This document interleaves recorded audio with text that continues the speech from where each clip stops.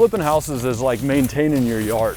Sometimes you gotta gently prune that thing, or you just gotta cut that mother down.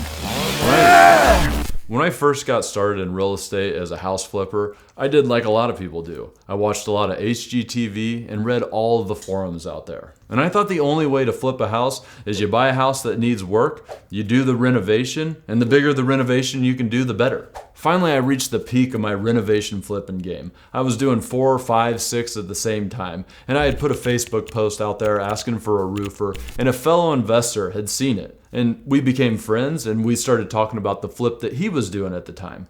But then a week later, I talked to the guy, and he had already finished that flip. And then a couple weeks later, he had finished another one, and I was like, man, what the heck are you doing? And that is when I found out that you don't actually have to own a house to be able to make money off of it. Which leads me to the first strategy. This strategy is called wholesaling. You've probably heard of it. For this strategy, your financial risk is super low. However, your reputational risk is high. Ease of the deal, very high. You have to work your butt off to find these off-market deals, and then you have to work them all the way to closing. And sometimes they even fall out of contract at the end. In fact, I think only 50 to 60% of these typically close. Headache, also extremely high. Like I said, you have to work these things to the bitter end. Basically, your foot is on the gas from the start to the finish. You have to spend a lot of money on marketing, on following up with the leads, on getting them all the way to the closing table, and every one of those stages has huge headaches. But from all that pain, there are profits. They aren't the highest of profits. I would give these maybe a 2 to 3 stars out of 5. What is wholesaling?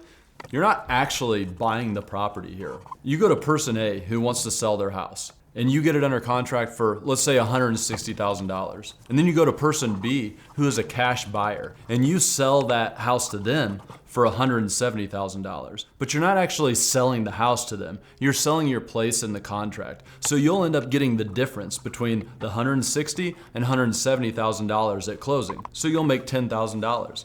Not a great profit, but you had no risk in the game. This one is great for people just getting started out in the game. It gives you lots of reps on prospecting for deals, and it gives you the chance to underwrite a lot of deals to figure out if they work, what they're going to be worth. You get a look at the construction, and there's little risk as you're making all your mistakes. Now, I know all of these factors can get a little bit confusing, so we took the time to put together a scorecard to keep everything in line for you. Give me a second to explain it for you. We're going to go through 6 items for each one of these strategies. First is risk, and then you have deal ease, headaches, profits, how it works, and who it's for. So let's talk first about the risk. Risk is really defined by what we call line of livable. Basically, when a house gets to livable, you can start to make money off of it. So anytime you're not at the line of livable, you need to spend time or money to get it there. That amount of time and money is the risk. For instance, if you buy a house that just needs some paint before you can put it on the market, well, you bought a house that's already livable. It's just ugly. However, on the other hand, if you buy a lot that you're going to build a house on, well, that's as far away from the line of livable as you could be. The most risk possible. Now we have deal ease. Basically, the easiness to acquire the property or to find the deal in the first place. So let's take the easiest way to find a deal. On the MLS, the multiple listing service, if you go and meet with a real estate agent, the properties that they send you are most likely off of the MLS, which most people refer to as the market. When a property is listed there, everybody has access to it. It's really easy to find. Now, on the other hand, let's say there's a guy down the street that's really sick of his house and he really wants to get rid of it, but he hasn't taken any steps to get rid of it. He just wants to.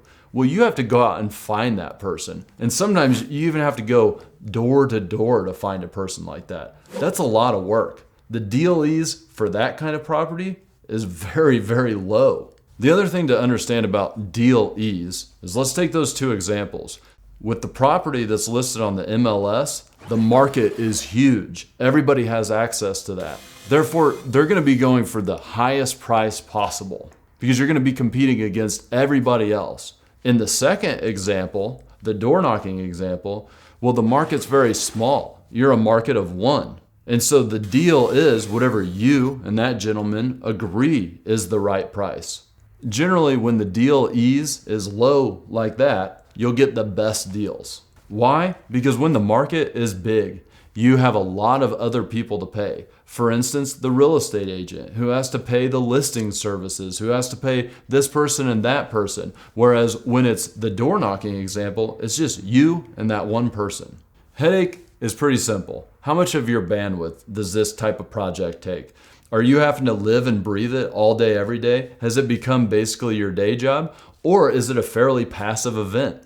Profits? Also very intuitive. How much money did you make after all the bills were paid?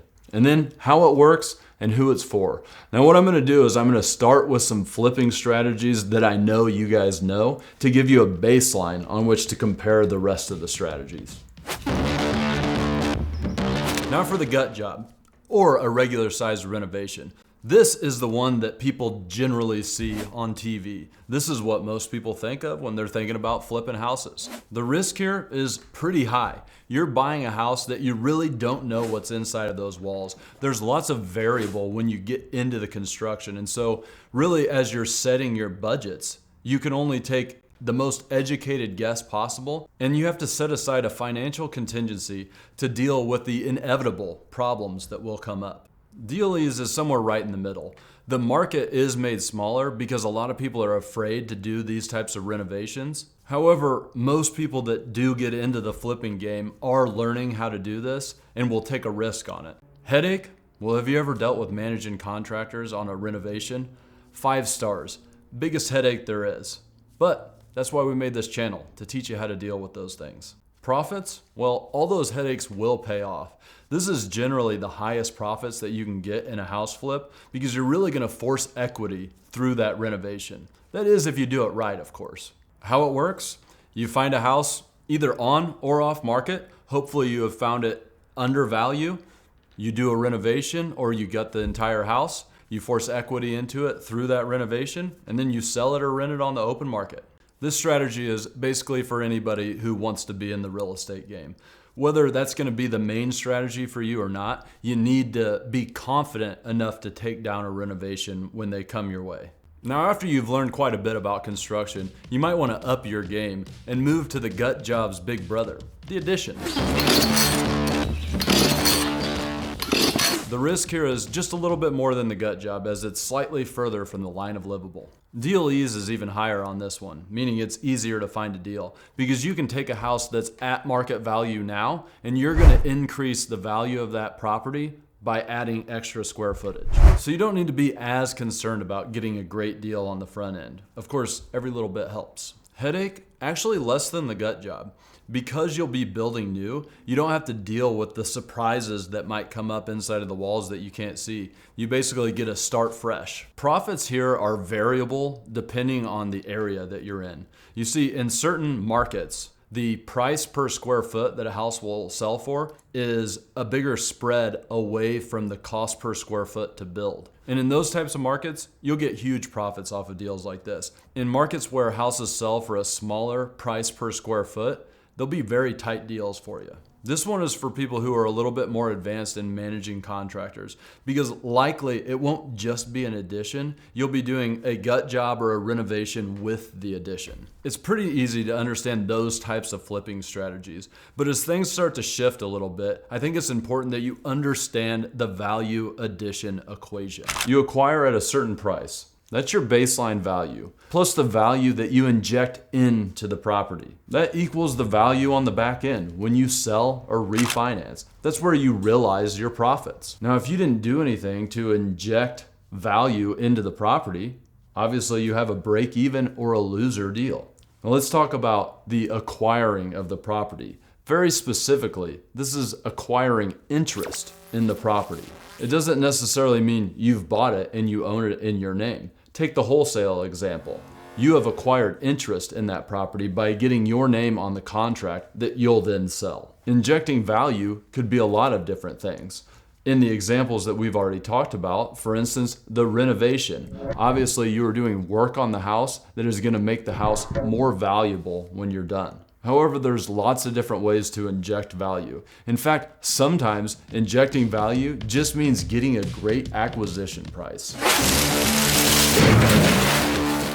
Risk is tricky on this one. From a line of livable standpoint, you're in really good shape because the house is likely livable when you bought it. However, your margins are going to be tighter here, so if the market does drop out, you're going to be caught in a bad situation. Deal ease is very low. It's hard to find these kinds of deals. Basically, the whole premise of this strategy is you buy a house in a smaller market and sell it in a bigger market. Headache, very low if your plan works out like it should.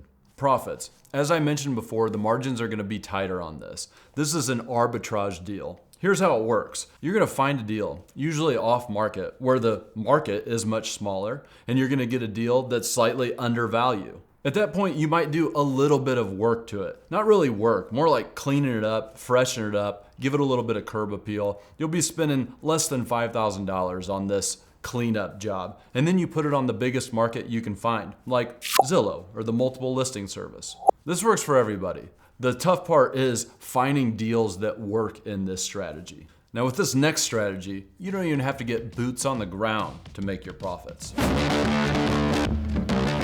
The risk here is heavily dependent upon the deal you got on the front end. I guess it always is, but especially for this strategy where you likely bought it around market value and you're counting on your ability to add value in a white collar way. Deal ease is low here. Finding deals that work for this method require a lot of research and knowledge. It's kind of like researching companies to find your stock pick. Headache, very dependent upon the play that you execute. Profits, once again, heavily dependent upon the play that you execute, but profits here can be huge. I've seen people make a lot of money using this method. But that's usually the case for something that requires a high amount of knowledge and research. But let me explain what I mean by this in the first place. There's lots of different ways that a white collar renovation could work, but here are the main two methods that I see people use. One is all about zoning. You may buy a property and change the zoning that the house sits in.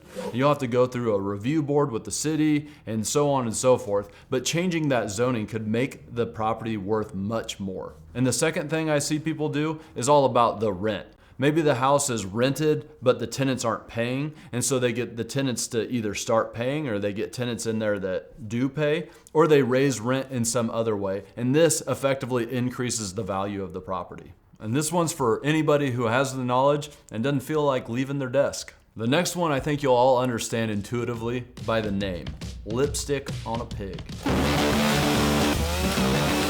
Risk here is low. You're close to the line of livable when you buy it. Heck, you might already be there. Deal ease, very low here. It's hard to find these deals. Everybody wants a deal like this. The headache is low. Most of these projects can be done DIY. Profits generally aren't that great here unless you get a fantastic deal on the front end, but everybody wants to find a deal like this. And so you're gonna have a lot of competition. And so the margins will be cut pretty thin, but it's a very safe deal. And it works just like a gut or a renovation. There's just a lot less renovation to do. Now this strategy works for everybody, but the ones that I really see prosper in this are the ones that are willing to DIY the project with their own two hands. Now for those of you who don't like to have any fun or express any creativity, I'm just messing with you. This one has just never really grown on me.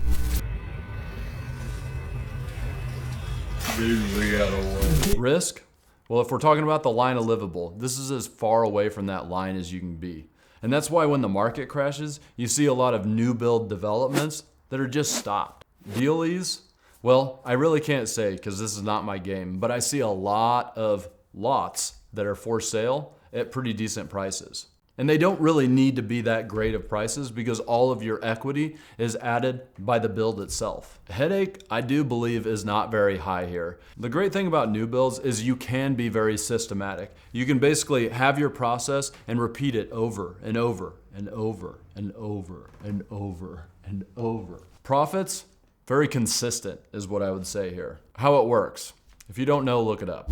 Now, before I started with these big renovations, I had a cushy corporate job where I was able to make my daily income that would allow me to invest in these rentals, which is the ultimate goal here. But you see, there's different levels of investing. And we've actually made a whole video about the 4 levels of real estate investment. Check it out here. I'm going with it. Look like it. Sometimes you gotta cut them out. Yeah. Flipping high. Wait. Why is it? Dude.